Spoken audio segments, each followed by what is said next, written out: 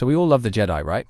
Peaceful monks with lightsabers, protectors of the galaxy, defenders of truth and justice. Sure, until they're crashing starfighters through city skylines, recruiting 9-year-olds for battlefield promotions, and handing out death sentences like candy at a Sith Halloween party. But hey, they meditate afterward, so it's totally fine. You ever notice how the Jedi say they don't fight unless absolutely necessary? Then immediately flip into a triple backflip decapitation move. The second negotiations get slightly uncomfortable. Like, calm down, Mace. The guy just asked for better trade terms, not a plasma lobotomy. But nah, to the Jedi, a peaceful resolution often means removing the other person's ability to speak entirely. And don't even get me started on their clone army. Grown in secret, bred for obedience, shipped off to die for a republic that didn't even vote on it. And the Jedi were just cool with it. These so-called peacekeepers led battalions of genetically engineered soldiers into battles that looked suspiciously like alt-galactic warfare. But it's okay, because they wore robes and said, "May the Force be with you," before doing it. The mental gymnastics required to justify some of this stuff could qualify for its own Jedi trials. Like Qui-Gon straight-up mind-tricking people because patience was apparently optional that day. Or Obi-Wan slicing arms off in bars because someone touched his drink wrong. But we still call them noble because reasons. And because Palpatine was worse.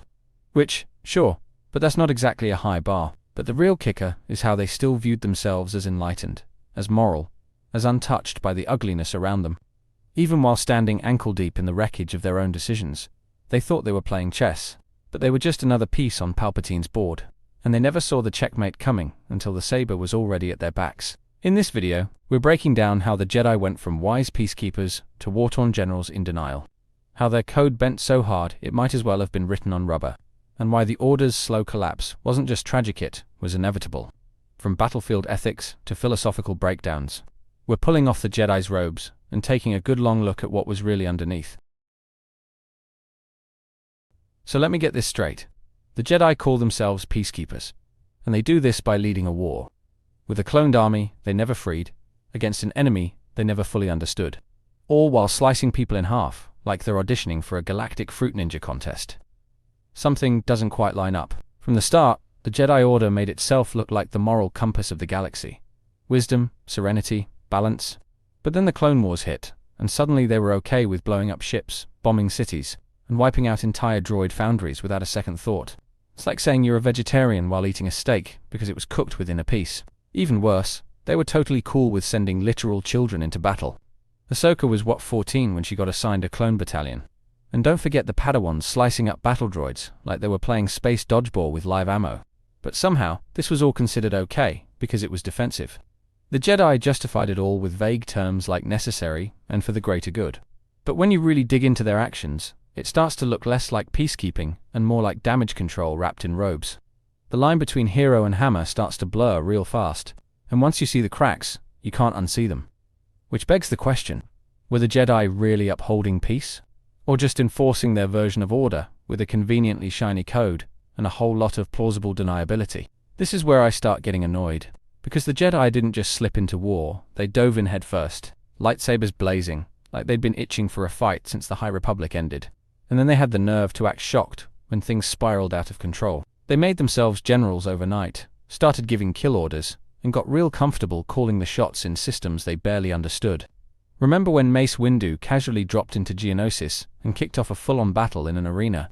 That wasn't diplomacy, that was an ambush with lightsabers.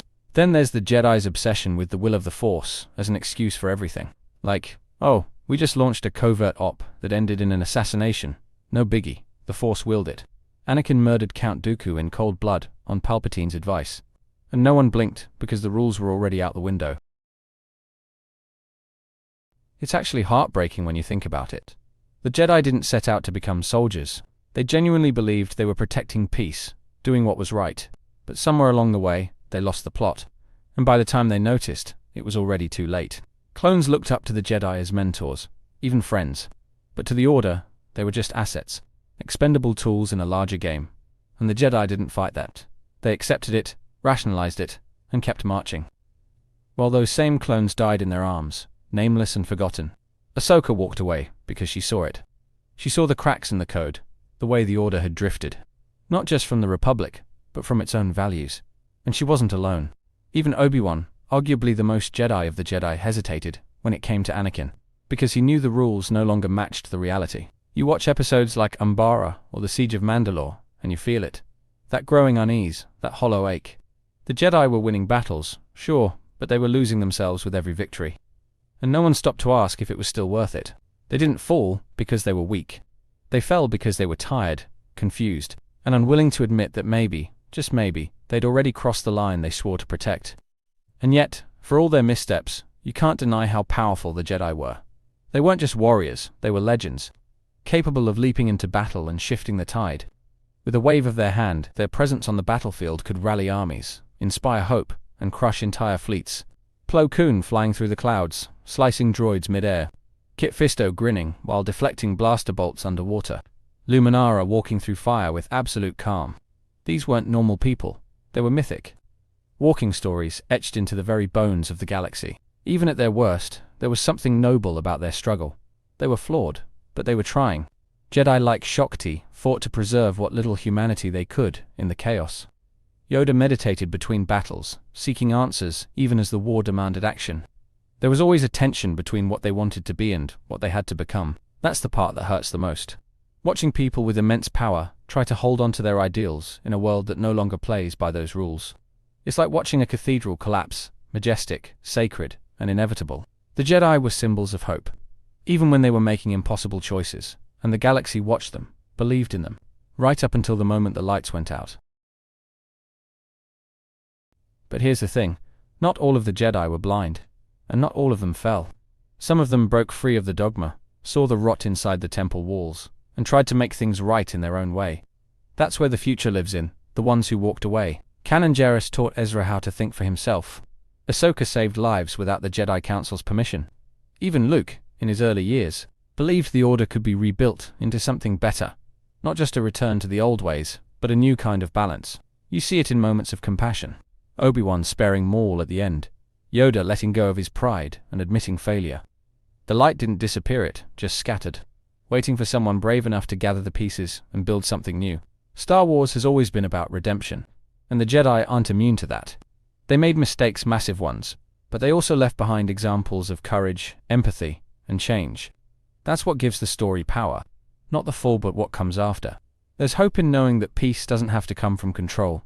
It can come from understanding, from growth, from a willingness to admit the truth and still choose the light. The fall of the Jedi wasn't just a twist of fate. It was the final act in a slow collapse. One they helped right with every compromised decision, every ignored warning, every battle fought in the name of peace without stopping to ask what peace even meant. They thought they were immune, that their code would protect them.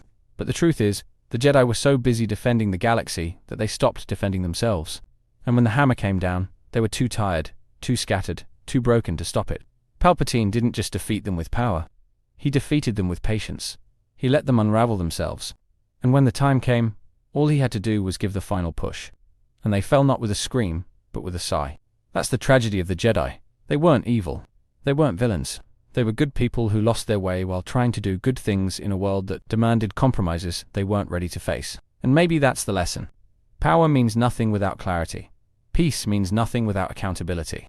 And if you bend your values long enough, eventually they snap.